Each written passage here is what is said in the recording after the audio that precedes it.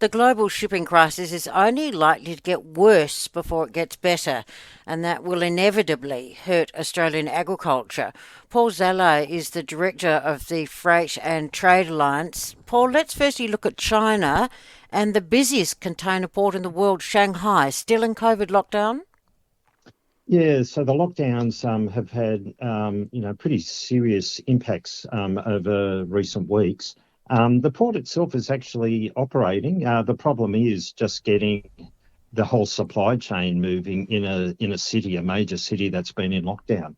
The transport, warehousing, factories has been the issue in Shanghai, but also affecting other ports, Shenzhen and Tianjin as well. And that's on the back of experiences that we've had over the last few years. 2020, we obviously had the global lockdown, but then last year we had Yantian and a partial lockdown in Ningbo as well. So it's something that we've sort of got used to now over the last few years. And are there literally ships anchored off the port waiting to get in? Yeah, there is.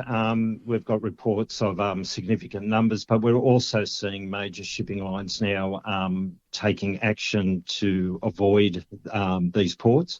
So they're either blank sailings or cancelling particular voyages, or more commonly bypassing these ports to try and keep to international schedules. So as you can imagine, such a major trading centre and being bypassed for a period of time, it will have ongoing effects for quite a while. And of course, it's not just China. There are problems in the United States as well. Yeah, well, that's been an ongoing problem. So the west coast of the USA has seen at times over the last couple of years anywhere from about 40, 50 to 100 container vessels sitting off the coast just waiting to be serviced. And again, a lot of the problems hasn't been even so much the port itself, but the internal supply chain with with COVID affecting workforces and the like. Now, the Black Sea, I assume because of the war with Ukraine, that's still closed? Yeah, so we've got obviously less of an issue for Australian trade, but again, we're going to feel the ripple effects everywhere, and even with crews. We've got a lot of Russian, Ukrainian crews and servicing a lot of international vessels. So it will have an impact, but I think our greater focus is on our region at the moment, and particularly the impacts on China. Now, Australia's reliant on foreign-owned shipping. What sort of effect could that potentially have? Yeah, look, it is. I know both sides of government now, led by the opposition, are looking at the benefits or the opportunities of creating a sovereign fleet. As your listeners may be aware, we did have a container shipping line, the Australian National Line (ANL), but that got sold off to foreign interests a long time ago now. And since that time, yeah, we've been 100% reliant on foreign-owned shipping lines.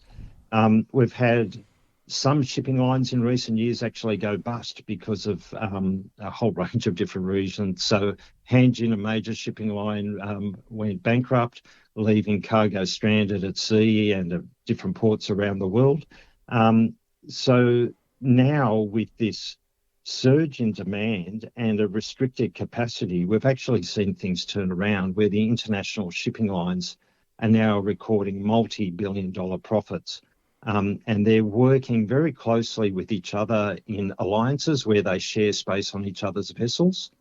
And in an Australian context, these shipping lines get an exemption from normal competition law and are allowed to put together these vessel sharing arrangements to potentially give Australian traders the benefits of economies of scale. How interesting. And I guess if they're making multi-billion dollar profits, they might think about building more ships, but you don't do that overnight.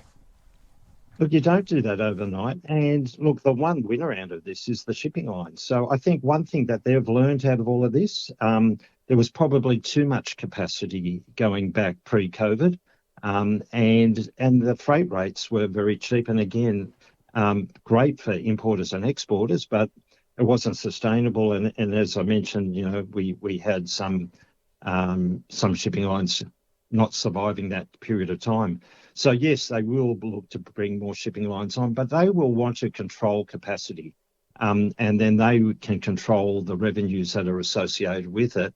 And they're enjoying very lucrative times, and I don't think they will want to lose that. Paul Zalai, Director of the Freight and Trade Alliance.